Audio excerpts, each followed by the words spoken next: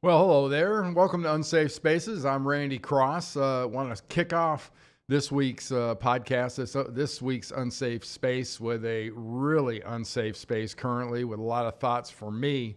I grew up in Southern California, grew up in the San Fernando Valley in Tarzana.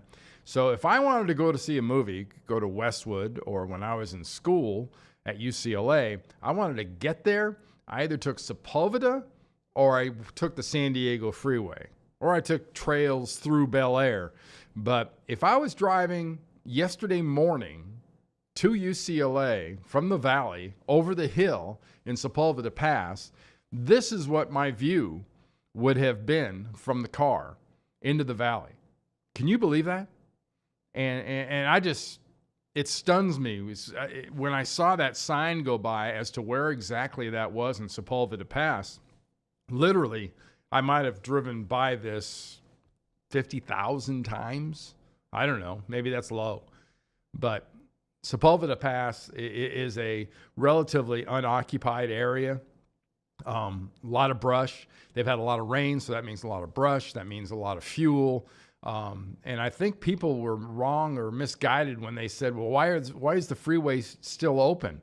Well, those things go really, really quickly. Whatever started that, once it started, it was burning like crazy fast. And I'm talking, I think they said that the fire was initially detected around 4:30 in the morning. And it was doing that by the time people were driving. A lot of people were driving on the 405, not an hour or so later. Just Southern California is going through some tough times. There's a lot of fuel, and the first responders should be in your prayers, in your thoughts, and in your thank yous every time you see one.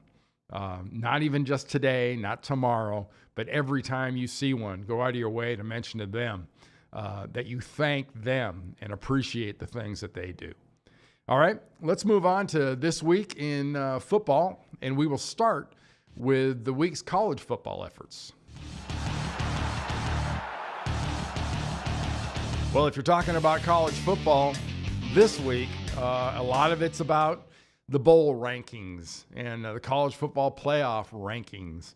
And here's the top five. Why five? Well, I don't know. I just want to remind Ohio State how bad they blew it.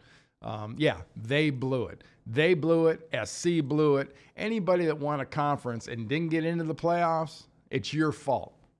You shouldn't have lost that second game. If you don't lose that second game, you're in the playoff, and Alabama isn't. Does Alabama deserve it? No, they don't. It's name recognition. It's about ratings. It's about selling tickets. That's all it's about. It's not just about football. That's not that committee's job, is just to identify the best four football teams. They got to put butts in seats and eyeballs on TVs.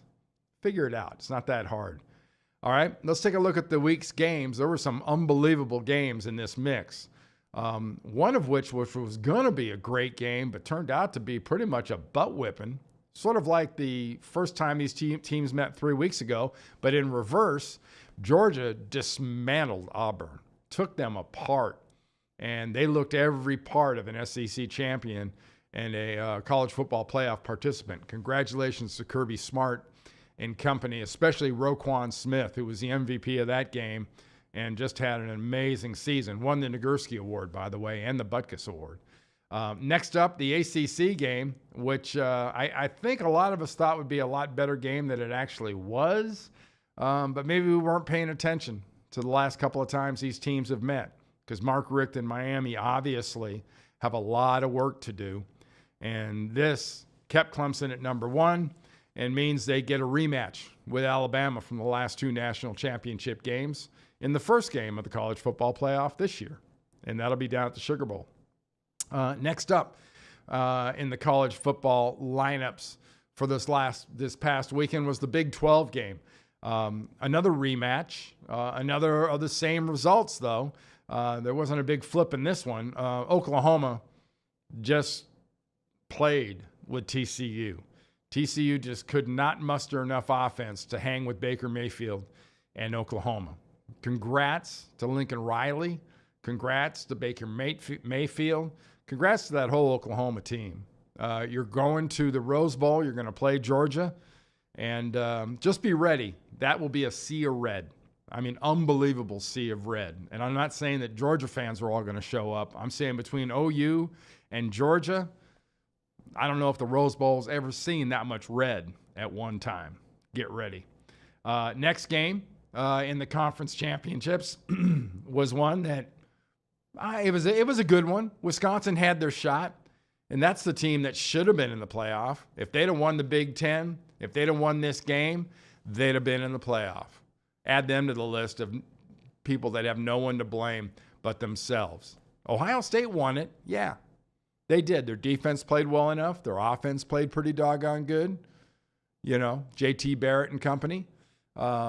Wisconsin has got to identify somebody that can play the quarterback position and not score points for the other team. Pretty simple idea. But for the badges this year, a lot easier said than done. Next up of the championship games from last weekend is the Pac-12 game, USC and Stanford. A really good game. It was fun to watch. It was exciting. It was a standalone on Friday night. So they got the stage they deserved. And SC is gonna be a conference champion. But again, if they're not in the playoff and they're not in the playoff, they have nobody to blame but themselves. They're the ones that screwed up and lost when they shouldn't have lost. That's how sort of things work in this whole playoff/perception business that is college football these days. And I'm adding a sixth. You see the thing, the Power Six all the time in the American Conference when they on the sideline of their game. Well, in my review of conference championships, we're going to have a Power Six, okay? And that means we got to talk about Memphis and UCF in the American Conference Finals, 62-55. There'll be basketball games and have been the last couple of weeks and for the next couple of weeks where the score won't be that high. UCF, Mackenzie Milton and company on offense. Scott Frost, now the head coach at Nebraska, in his couple of years there, did an incredible job. Took a team that was 0-12 the year before, got them to, about medium, about average, about 6 wins or so. And this year, 12-0, and they're going to play in the Chick-fil-A Bowl, the Peach Bowl, on New Year's Eve, or on the 30th, I should say. And they're going to play against Auburn. So they got what they wanted. They got their New Year's Bowl group game, and Memphis came up just a little bit short. Riley Ferguson and that offense was something to behold. And, yeah, I haven't talked about either one of these defenses, but it's kind of like talking about a Big 12 defense. They don't play a lot of defense. And American Conference football, the Power Six, if I will, did themselves well in this game. Probably the most exciting game. If you liked offensive football, that was your game of the weekend.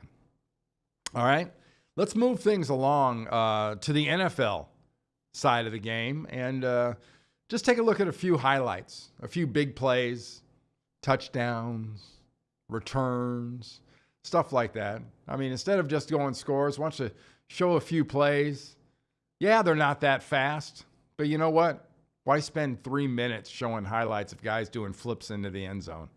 Tackling's pathetic in the NFL. We know that. Defense at times seems non-existent. But a lot of this is really strong talent. And that's what you're seeing. That kind of option play by the guy that should be the MVP, Russell Wilson, against Philadelphia and Seattle. And how about this play?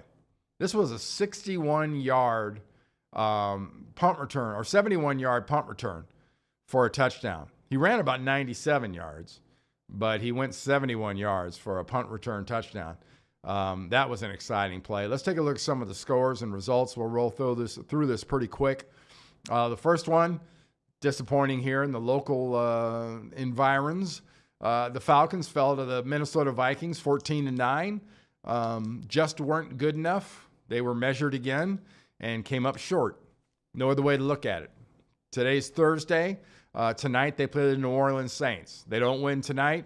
They can start thinking about the draft and who they're going to get in the draft and how they're going to be in 2018 because their butt is done if they don't win tonight. Next up on the parade is the New England Patriots. Another strong effort by the Patriots against the Buffalo Bills in Buffalo, led by Brady and that offense. We don't talk about the defense enough, I think, for the Patriots, but that's another issue. But they handled them pretty easy. The 49ers, are they ever going to lose again? Jimmy Garoppolo started at quarterback. In his first start as a quarterback, they beat the Chicago Bears 15-14. I'm not sure if what that said more about the ability of the Niners' new quarterback, or just the hot mess that the Chicago Bears are. And I'm sure if you're in Chicago, you would say it's the latter. But hey, the Niners won their second game of the year, and they've got to be happy. Philadelphia played Seattle in a pretty good matchup, much anticipated matchup that turned into a train wreck for Philadelphia. Philadelphia came in with one loss, left with two. Seattle did a very nice job, and like I mentioned earlier in those highlights, if Russell Wilson isn't the MVP, and if people don't think he isn't the MVP, I don't know what they're looking at. He is the most valuable player in this league, of arguably the hottest team in the league right now, the Seattle Seahawks. The Los Angeles Rams under Sean McVay, Jared Goff, the job that they've been doing in general on the football field has been stunning. And in an NFC West matchup with the Arizona Cardinals, they double them up. There's not much that LA has not gotten better at. And the fact that they're in the Coliseum, for me as an old LA kid, just seems right. I'm sorry. I know they're building a new stadium, but it just looks right, them being in the LA Coliseum. Next up is another one of the NFC South matchups from last week. It was the Carolina Panthers and the New Orleans Saints. And the New Orleans Saints, no one's sleeping on these guys anymore. It's not just Drew Brees. The offense is pretty good. Alvin Kamara is really good. Ingram may be out this week, so you'll get more Kamara in their game against the Atlanta Falcons. Their defense is legit, which saying Saints and defense in the same sentence used to be illegal, at least in Louisiana. But the Saints are looking pretty doggone good. And they would love nothing more in New Orleans than to put the sleeper hold on the Atlanta 2017 season by taking them out tonight. The last game of the week was one that wasn't highly anticipated, I think, by anyone outside of the Oakland and or New York markets. But member Eli Manning had been sat down, and the Raiders went in there, and they beat the New York Giants. And the net result of that was a 200-plus game starting streak by Eli went to the wayside. The Raiders got out with a win, and shortly after, the New York Giants fired their head coach and their general manager. And, oh, by the way, Eli will be starting again this week at quarterback for the Giants. What a hot mess that is. Jeez. All right. My quick little monologue is more of a reminder than anything else, or an update, I should say. It's almost time for the Winter Olympics. And I don't know how many people are aware of where the Winter Olympics are this year, but the Winter Olympics are in South Korea. And if you haven't been keeping up on current events, South Korea, or Korea in general, has very much been in the news lately. And if I was an NBC staffer, as this headline showed, I believe this was from the New York Post, the Winter Olympics are going to be a very testy place. Pyeongchang, basically go to Seoul, head to the mountains. That's where Pyeongchang is. Probably about, I think someone told me, a couple of hours outside of Seoul, Korea. I don't think little Rocket Man's going to be there with his binoculars checking out much in the way of skiing or anything else going on. And, you know, it wouldn't be a mention these days, especially about Korea, without somebody worrying about that happening. And God willing, these Olympics will come off without a hitch. There'll be a hitch, though, for one specific country that was going to be involved in the Olympics. And kudos to the International Olympic Committee for doing this, for barring the Russian team from the 2018 Winter Games. If you haven't kept up with amateur athletics, especially on the doping side, Russia was not only accused, they doped their athletes. And that was a reality. It was proven fact. And the International Olympic Committee, the World Anti-Drug Association, everyone involved did a fantastic job of eliminating Russia from these Winter Olympics because juicing is just not good. And in another Olympic note, UN ambassador Nikki Haley actually threw a little bit into the fire here, at least a comment, when she said it was an open question as to whether or not the U.S. will participate in the Winter Olympics. This one took me back. It's been a while since we were not in an Olympics. It's been since the Moscow Olympics, when we didn't go to Moscow and the Russians didn't come to the LA Olympics, sort of that tit for tat way back then. And that's something that there are athletes out there that have worked their butts off for 3 years. All they've wanted to do is to get back to an Olympics or to an Olympics. And, you better have a damn good reason if you're not going to have U.S. participation at the Winter Olympics. And that is not a good enough damn reason. Little Rocket Man and the potential for trouble. Yeah, is there potential? Yeah, there is. But you know what? That's what you got security for.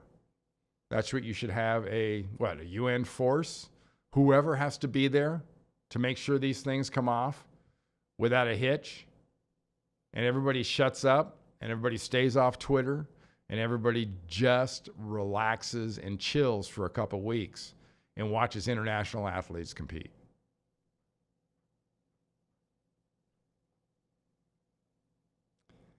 All right. 3, 2, 1. Next up, I hope you enjoy this. We've got a little different look at Butt Hurt of the Week now. I know all there is to know about the crying.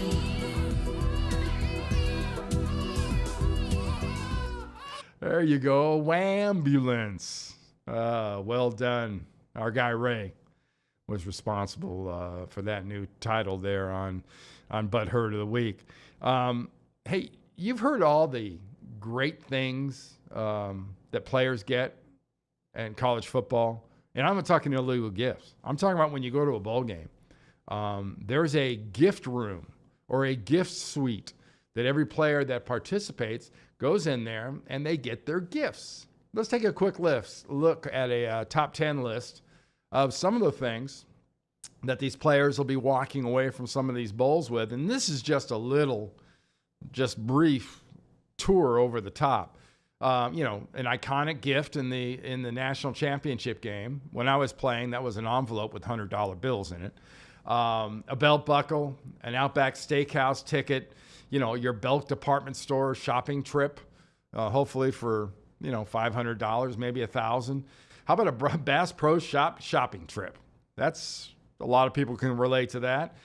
Best Buy shopping trip. I'm not sure how far these days $400 goes in a Best Buy, but I don't think it's too far past the front door.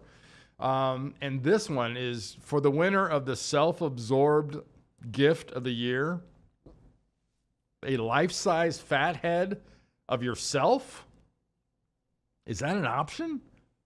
Do you want that? I don't know about that. That to me is a little bit, that's not butthurt. That's just kind of strange. Speaking of strange, something went on this year or this week that doesn't happen all the time. And it got publicized, and rightfully so. There was a basketball game. 2 women's teams, girls teams, whatever you want to call about it when it's in high school, talk about it, met. The final result, net, and I won't identify names. I don't even want to identify the state. If you're that interested, look it up. Final result of this basketball game, though, 102-0. And the coach of the losing team's comment, "My girls did everything possible to score." Really? Seriously. 102-0. Maybe you should drop basketball, because take a look at these teams. I know they're both in white jerseys, but these are the two teams involved, and it's not hard to tell the difference between which team was the winners and which team was the losers. Those were the losers. This poor team of girls were shut out 102-0. The Redbirds, those were the winner. And for those of you that aren't really big on sports, they're the ones with 102 points, not the ones with the nothing. Wow. I thought the days of games like this were kind of over, but in some parts of the country, I guess that imbalance still remains. Next up on the Butthurt Parade, and a lot of you may not care about this story, but I came across this, and it made me A, laugh, B, cringe, and C, read the whole article, because I couldn't believe it. And that's about something that is now referred to as scromiting. What is scromiting? Well, there's a new strain of cannabis, that's marijuana, by the way, that is so strong that it is making people scream, vomit, and soil themselves at the same time. How much money are people like this guy paying for the honor of screaming, vomiting, and soiling themselves? Yeah, Junior. I mean, no one gets too surprised if you soil yourself. That's why you wear a diaper. But man, seriously, you're going to pay for that? What are you, nuts? Ugh, got nothing for you on that one. It must be time to head to the real world news.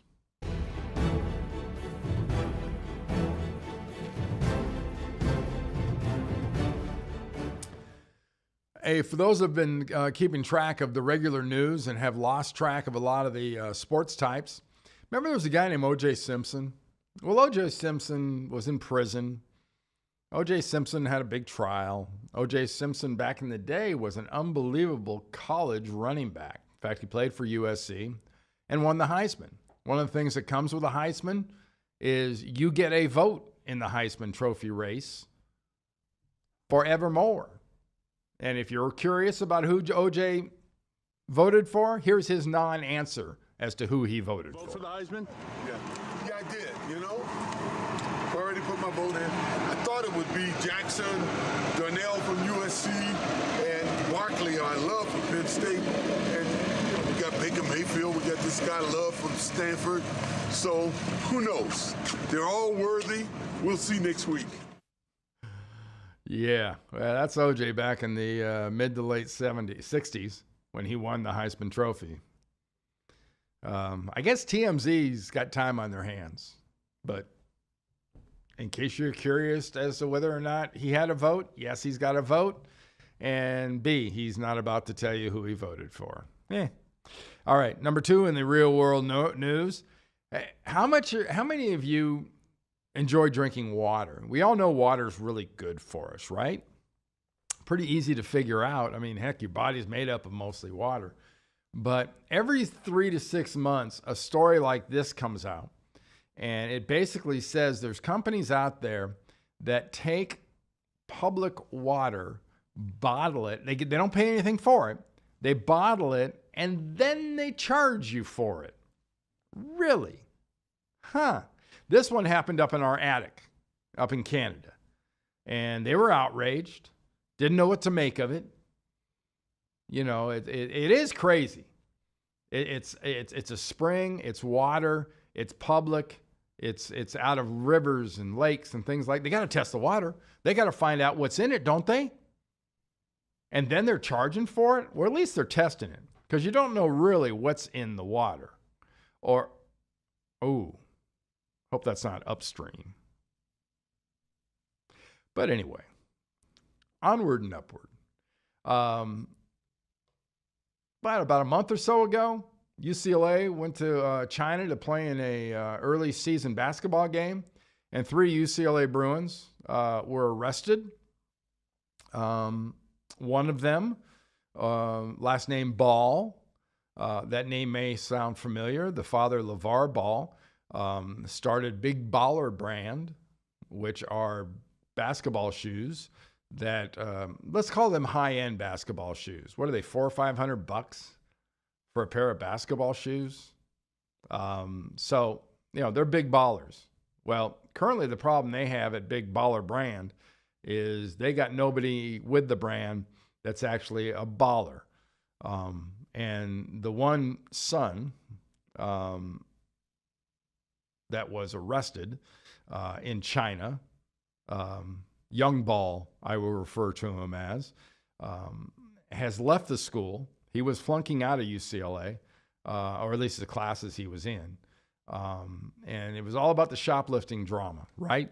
Well, the father, LeVar Ball, decided that he's got to keep talking about this because you know what?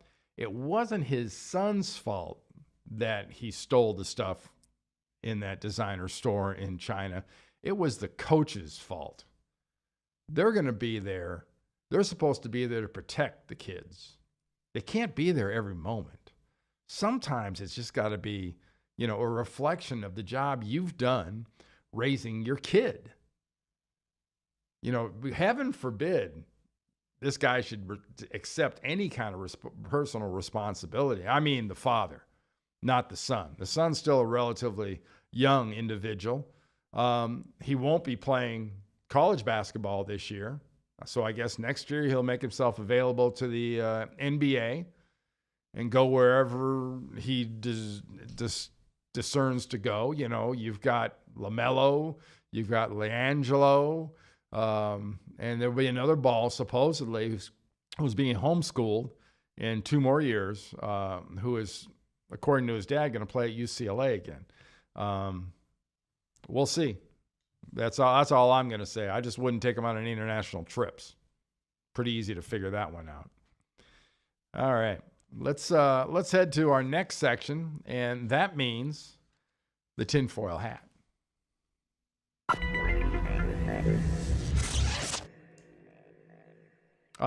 This is a great story. We had a little bit of it a couple weeks ago, but our good friends out there in the community that loves the tinfoil hat stories, they never disappoint. Check this one out, because when you look at the film here, you got to say, that's a beautiful shot. And anytime you're studying deep space, the Hubble telescope or the deep space shots that they take, it's incredibly beautiful. Well, sometimes they study these shots really long and they find the dangest things. Hey, what's going on, guys? Tyler here with Secure Team. A lot of stuff going on in the world, so let's just get into it. The first story that I want to start off with is an amazing photographic capture of something very mysterious, something very strange, and something that looks out of place, sitting among the stars.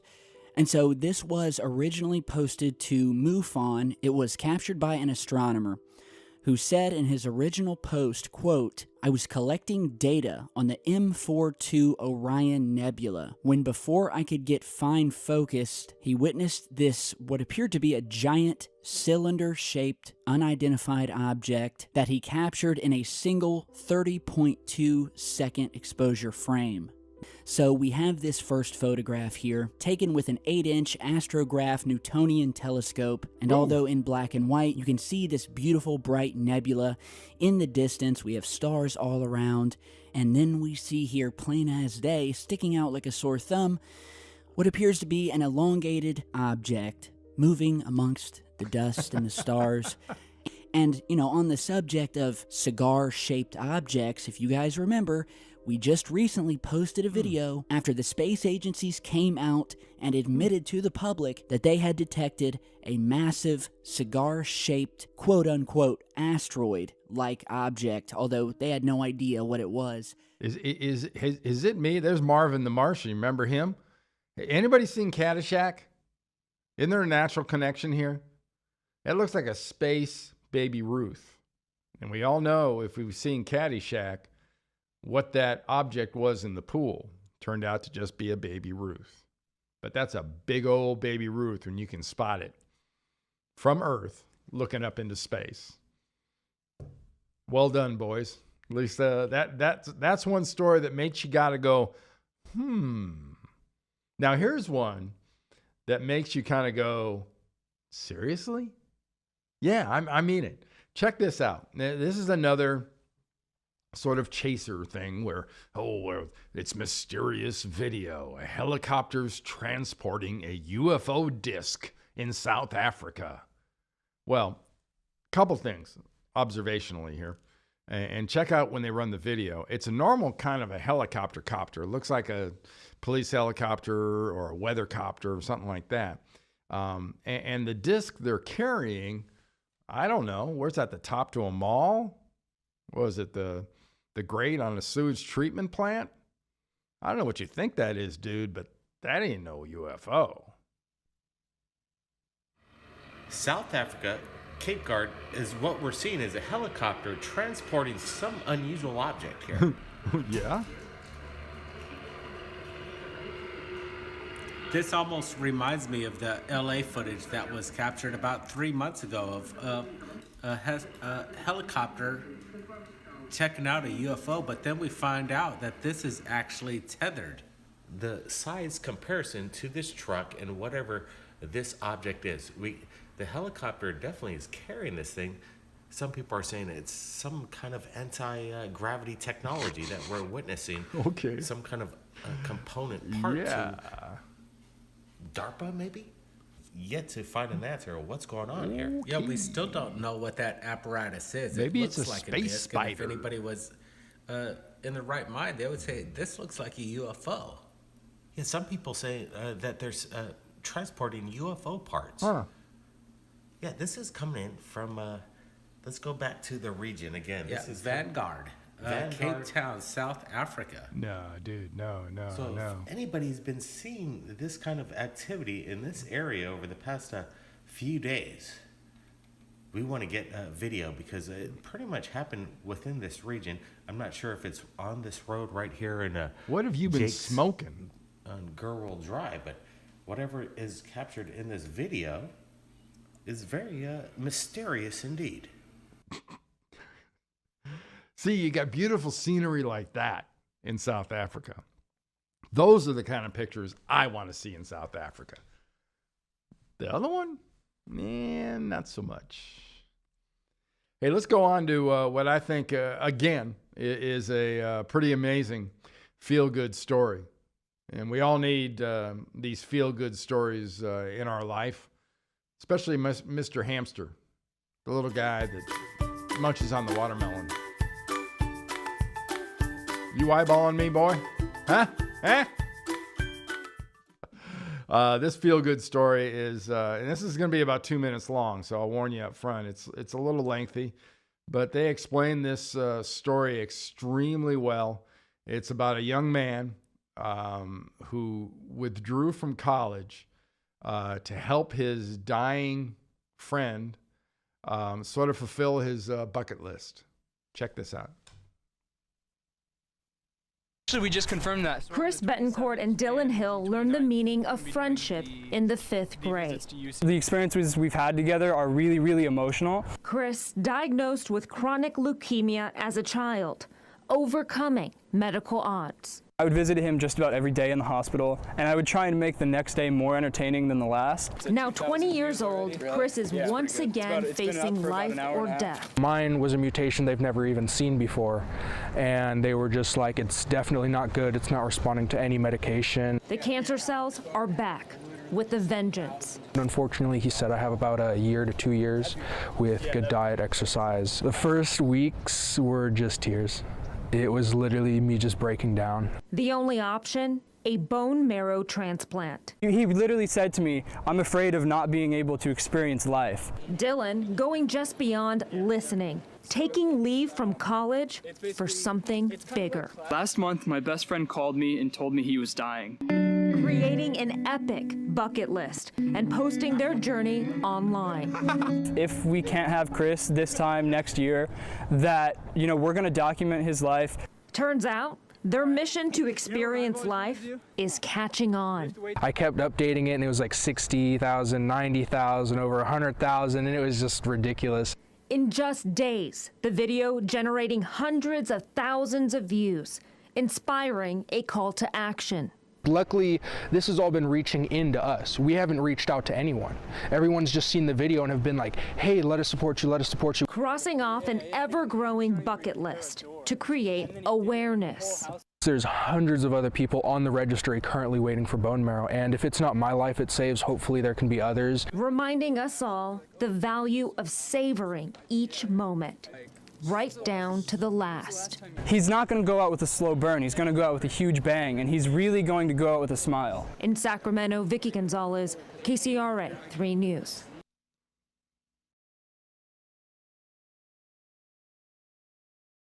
So if you find a story like that, remember, it's producer at unsafespacesusa.com. You can find us at SoundCloud. You can find us at unsafespaces.com, USA.com.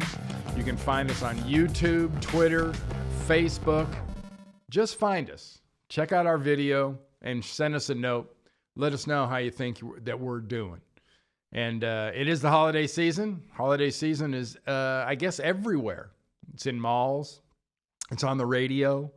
Heck, holiday season is even in Happy Trails. Happy trails to you until